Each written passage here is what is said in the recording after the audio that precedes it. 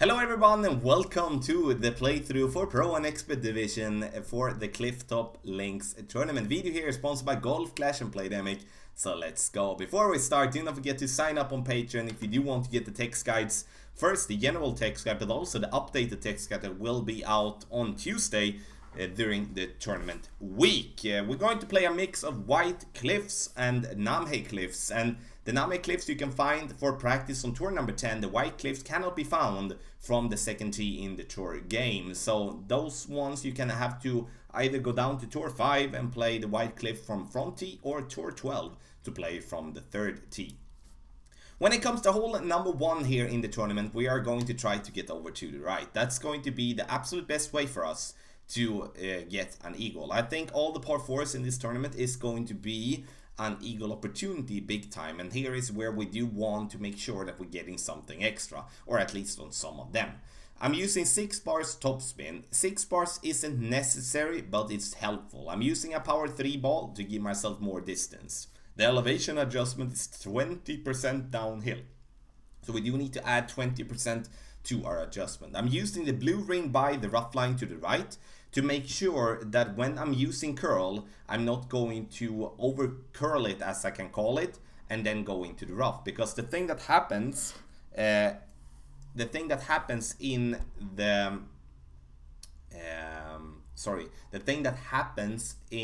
when you do go with curl is that you will in the case go with a curl that changes the landing position. So you change your spot, and therefore you're going to go into the rough if you are unlucky.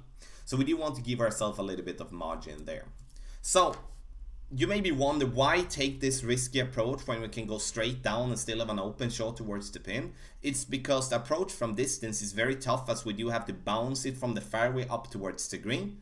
And then when it comes to the second shot from this distance, we can go directly at the pin. Either we go for the dunk, which I'm going to do here, or you're going to go with the first bounce on the green and then to roll up towards the pin. This is a shot that I've been making very much on tour 12, and something that I really look forward to. Here I'm going for the dunk. I'm using a 20% under adjustment, so I'm playing this one uphill. And I make sure that you can see the blue arrows. Those should be at the back end of the cup.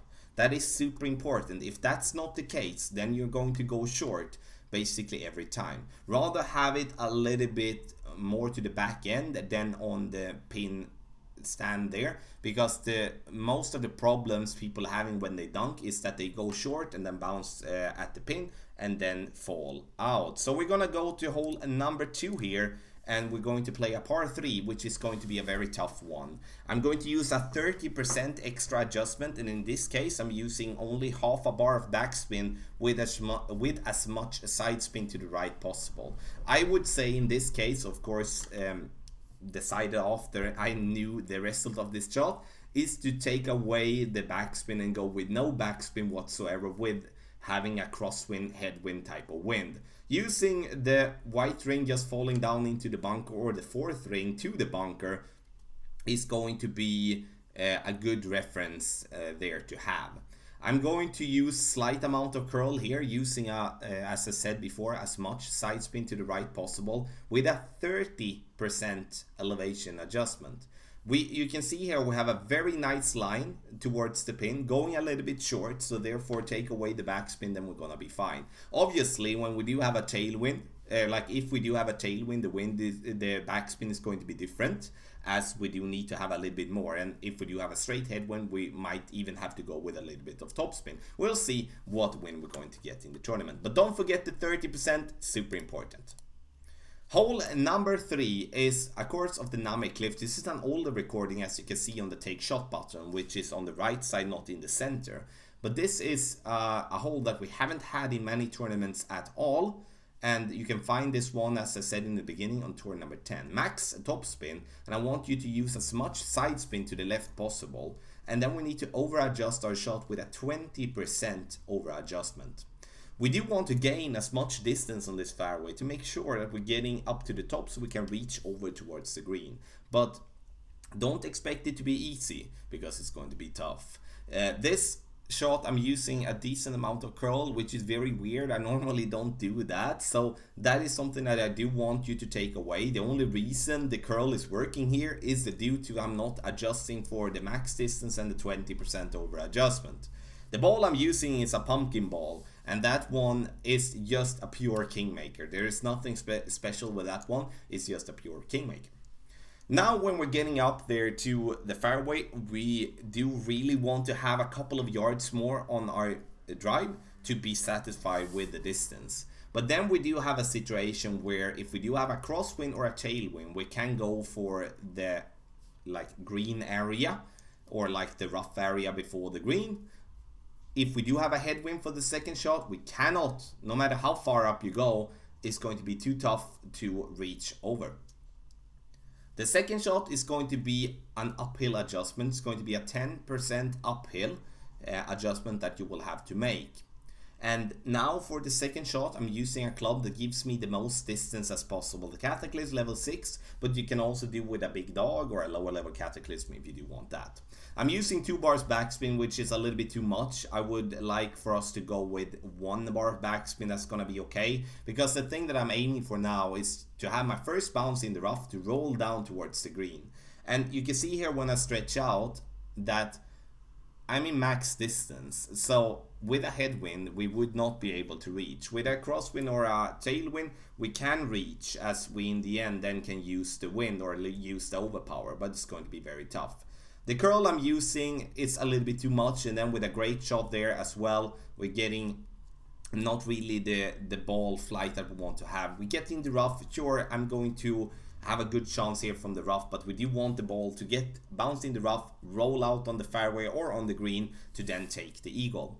The other slight approach that you can do is that you in that case can use a guardian club. Use maximum backspin on the guardian, aim on the green, but I would rather see that one as a suggestion if we do have a straight tailwind, so we even can play with a lower level guardian. Hole number 4 is also a course of the Namhae Cliffs, and here we're going to adjust with a 15% downhill adjustment, and the second bounce should be on the fringe. 4.5 bar backspin is what I would like to have here. I'm using just 4 and a smidge and 1 bar of side spin to the right, aiming slightly to the right of the pin. The reason I want the second bounce to be on the fringe is that that is a perfect reference. So even if you do have a headwind, crosswind, tailwind, you're going to just apply a different amount of backspin to then make sure that we do have the starting point with the second bounce on the fringe, because then I know that when you take your shot with a 15% elevation adjustment, the ball is going to bounce on either before the fringe or on the fringe or after the fringe and give you a decent amount of speed towards the pin. Because frankly here, this hole is an easy one when it comes to getting close towards the pin, but it's also very easy to come in with too much speed and roll too far, and then we will have a long putt on the back end of the green to then go for the pin. So this is going to be a lot of hole-in-ones dropped on this one. I'm totally sure of it. I look forward to it. I really enjoy this par 3. Hole number 5 is the second par 5 that we're having in the tournament, and this is one on the white cliffs. And here I'm using a power 1 ball. I would want to choose a different ball, a power 2, power 3 ball, give ourselves the distance so we can then go over to the fairway without having to stretch out our adjustment, stretch out our target before adjusting. Max side spin to the left is important, and also I'm using 1.5 bar top spin, and that's different. You know, you can use 1 bar top spin, you can use 2 bars top spin, but don't use more than 2. We do want to gain as much distance here on the second fairway as possible without rolling into the rough. That kind of makes sense, obviously, but if we do roll into the rough, we still will be able to reach close to the green with our Nirvana, but we do want to have a chance for the albatross. What do we do if we do have a headwind then, or we do have a headwind crosswind where we just have a problem even with a power 3 ball? Then we choose the left side. You can see there where our opponent aimed from the start. that side is possible to play with as well. So you bounce before the rough and the sand, roll up there on the fairway. Then we either going to bounce on the little fairway island in the center there. You can see just there by the wind arrow. Or we're gonna go over directly and just get the ball to green, secure the eagle, and just take it. Because even if you have a headwind here on this shot, you're going to have to overpower your shot to try to even get over there to the second island, or you will have to back up and use a lot of curl. And using a lot of curl is something that is going to be hard to replicate a lot of the times, and we definitely don't want to risk doing this as our opponent is doing. Then we're gonna be mad for sure. Second shot, we do have the sniper. When we do have tailwind, if we do have a headwind, once again, we do want to use a distance. So a cataclysm or a big dog would be the best club there. But here, having tailwind or crosswind, I would go with a sniper. But here, that also speaks now, as you can see, for using a power 2 or a power 3 ball, as then we do get more distance. We don't have to stretch out and having a problem to be, to not be accurate with our rings. Also, the elevation adjustment, 10% for the drive and nothing for the second shot. So 10% downhill for the drive, and then once again, we're not going to over or under adjust anything for shot number 2. Hole number 6 is a par 4, which I really enjoy. I've dropped this approach so many times that I just want to make sure that I make the drive right, and I'm gonna feel very happy. So I'm using 3 to 4 bars of top spin, as much side spin to the left possible with a power 3 ball with a crosswind. If I have a tailwind, I don't have to play with a power 3 ball. Then we can go back, play power 2, power 1. But once we do have a power 3, I rather want to use a ball with more distance and reduce the amount of top spin using, so I can make sure that I stay on the fairway. And no curl, then we make an over adjustment of 10%, and normally the drive is going to be played in max distance of our club. We get over here to this part with the shadow. 335 is an absolute perfect type of spot, or like 334, but 335 is what I have in my notes where I want to end up to, and you're gonna see soon why. If we do have a straight tailwind and you possess a lot of power 5 balls, either berserker balls or with the snow globe, fusion, turbo, the liberty, the luchador, there is a lot of them nowadays, then we can try to go for green. So if you just want to gamble and try to go for green, where you're most likely going to end up in the rough or into the sand, kind of close to the green and sometimes a little bit further away, then take it. Me, myself, I'm going to lay up if I'm not having the absolute perfect way to go for the pin directly. So it's going to be a very interesting hole coming forward. I think definitely if we do have a tailwind on this one, this is going to be classified as a must eagle. But I hope we're going to see maybe some crosswind on this one, because then we're definitely going to have an adjustment for those of you that are watching this guide, and also those of you that do have the updated text guides for the Clifftop Links. I'm using a smidge of backspin. I do want to have my target to bounce on the fairway, not on the fringe, not on the green, on the fairway before the fringe and the green. Aiming so the ball guideline go through the hole, but with the ball guideline slightly to the left of the pin if I do have a crosswind left to right. If slightly to the right of the pin with a crosswind right to left. If I have a straight wind, I'm not going to go with anywhere with the ball guideline and just going to let it be at the pin.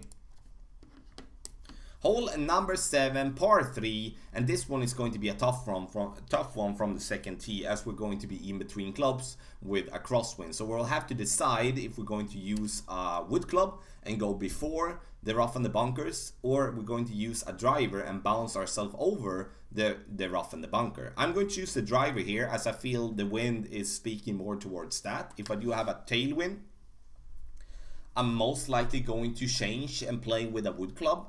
It depends on what direction of the tailwind, obviously.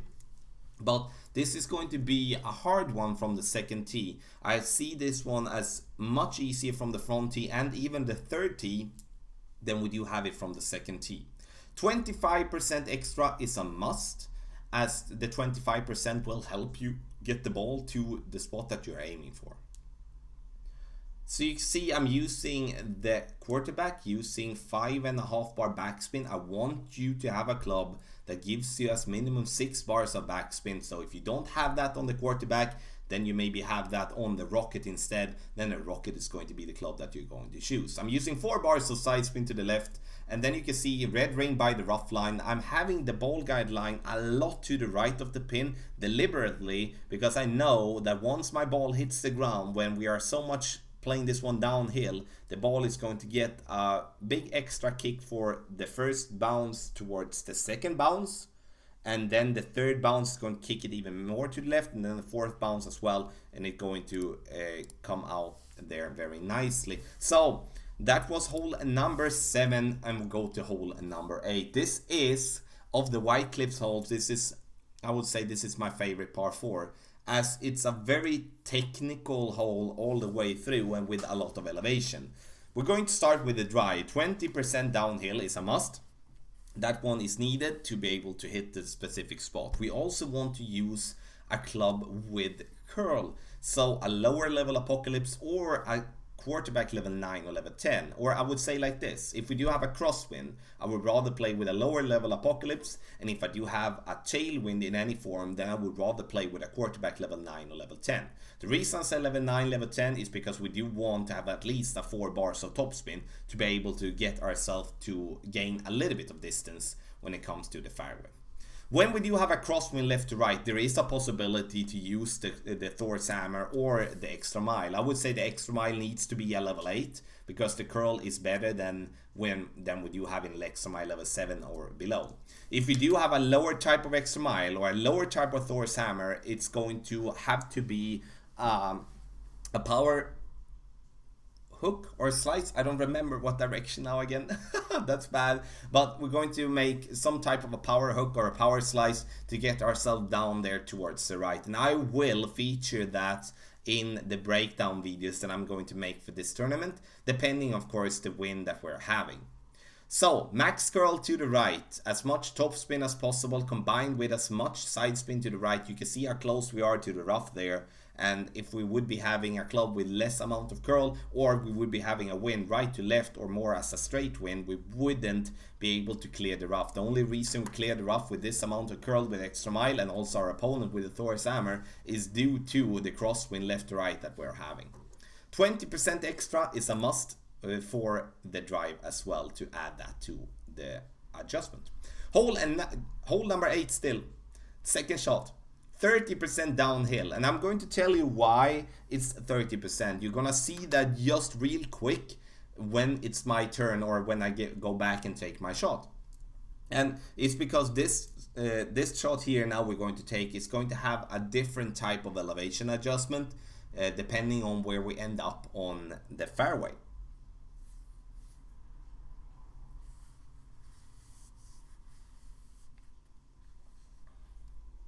So we are going to, in this case, I'm going to go for the dunk, which is just stupid. I'm sorry, it's not right. I should be going just directly at the pin, using like 4 or 5 bars of backspin and bounce myself towards the pin. And now you will be able to see when we go back, and you're going to see that it's more downhill from the spot that we are now than it is from the spot on top of the fairway. So I'm playing this shot from this distance. I want to play 30% extra, and when we play there on the top of this fairway, I'm going to play that 1-0. So that is a big change, and something that is very important to have in mind. So this is a good type of shot to go towards the pin, not the dunk, but at least trying to approach the pin with a 30% elevation. It's going to be a tough one to get an eagle on, but definitely if you note down the yardage on your drive, you're definitely going to see yourself having an advantage to your opponents. Hole number 9, the final hole in this playthrough. We're going to play this one in headwind. Power 3-ball, wind resistant 3-ball is something that we do have to go with, honestly, in headwind. We do want to use as much side spin to the left with a smidge of top spin. And you can take away the top spin if you do want to play it a little bit more conservatively, but we do want to gain as much distance as possible for our drive here. Don't forget to add 20% for the drive, because that is a must Must. Otherwise, you're going to feel yourself having a struggle with that drive. If we do have a tailwind or a crosswind, we're going to bounce over the creek, over the water on more of the left side there on the fairway to have a better spot to go towards the pin. The thing that's going to change if we bounce over the water there is that we're going to have a long iron towards the pin instead of a wood club that we're going to have now. The second shot that we're going to play is, no matter if we play from the left or to the right, we're going to add 10% to our adjustment. Super important, so we are hitting the spot we're aiming for. This hole is very tough with all the water, and even if you do succeed to stay away from the water after your drive, the second shot is still going to be something that requires your full attention, so you're not going into the water there towards the left. If we are going to roll off the green, we rather want to roll off here, as the ball will always stop on the fringe or on the fairway. It won't roll down into the rough. If we do go with too much speed, obviously it's going to fall down. But even if we come in a little bit too hot, it's still going to stop there in the rough. I'm using one first bar of backspin. It's going to be a little bit too little, so I do want to add a little bit more, like 1.5 or 2 bars backspin, something like that. So 1.5, aiming slightly to the left of the hole and also slightly before the hole, not much, to just compensate for the push we're getting from the crosswind that we're having. I'm playing from this distance. I'm playing 1-1, which is, I'm taking the wind, which is 9.6, and I'm playing 9.6 rings. And hitting the ball perfect, no curl whatsoever. The ball is going to come in very nicely here. This would be just a lovely bonus to get an albatross on this one. I'm not saying it's impossible to get some, but on the par 5s in this tournament it's going to be tough. So to summarize the playthrough here with Pro and Expert division is that the par 4s is going to be some holes where we do want to gain something extra. At least 1 out of 3 we do need to get, in my opinion. The par 3s, we do have hole number 4, the Namhae Cliffs, which I feel is going to be a good opportunity for us to make an hole-in-one. Once we do get to the par 5s, those are going to be very tough. Hole 3 is going to be like a no albatross hole. It's going to be more risk losing the eagle, and it's going to be a chance of getting the albatross. Hole 9 is going to be like a tough one as well. Hole 5 I see the best one to make an albatross on, but it all depends on the wind there, as if we do have headwind, that albatross is basically dead. So thank you so much for watching. Timestamps you can find in the video description, combined with the link to Patreon, so you can sign up and get the text guides for the tournament. Not just general text guides, but also the updated text guides. The video here is sponsored by Golf Clash and Playdemic. Good luck in the tournament.